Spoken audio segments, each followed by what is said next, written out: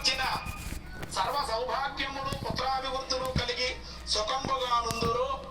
అట్టి వ్రతము నా గహన చేయవలేను. ఓ పరమేశ్వర, లోకంలో ఉండే స్త్రీలంతా కూడా వాళ్ళ సౌభాగ్యాన్ని పొందడం కోసం, సంతానాన్ని పొందడం కోసం, సకలైశ్వర్యాన్ని పొందడం కోసం ఏదైనా వ్రతం ఉందా? అటువంటి వ్రతం ఏదైనా ఉంటే నాకు ఉపదేశించండి అని చెప్పి పార్వతీదేవి పరమేశ్వరుని వేడుకుందండి.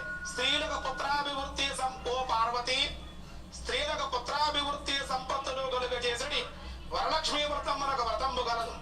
ఆ వ్రతమును సవిస్తరముగా చెప్పిన వినుడు. ఈ వ్రతమును శ్రావణ మాస శుక్లపక్ష పౌర్ణమికి ముందుగా వచ్చే శుక్రవారం నాడు చేయవలేను.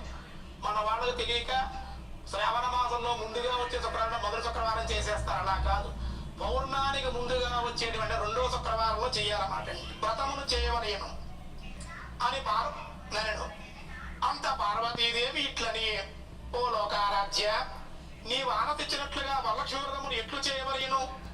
ఆ వ్రతమునకు విధి ఏమి? ఏ దేవతను పూజింపవలేను? పూర్వం ఎవరు చేయ వ్రతం ఆచరింపబడినది? వినులా వివరంపగా దీన్ని వచింపమని ప్రార్థించను. ఓ పరమేశ్వర, పూర్వకాలం ఎవరు ఆచరించారు? ఈ వ్రతాన్ని ఎలా చేయాలి? ఎందుకు చెయ్యాలి? చేస్తే ఏం ఫలితం కలుగుతుంది అని పూర్తిగా మీ ఆడవాళ్ళందరి తరఫున పార్వతీదేవి పరమేశ్వరుని అడుగుతుందన్నమాట అండి. కనుక అంత పరమేశ్వరుడు పార్వతీదేవిని గాంచి, ఓ కాచాయని, వరలక్ష్మీ వ్రతము సవిస్తరముగా చెప్పేది వినుము. పూర్వము మగధ దేశమున కుండినపురమున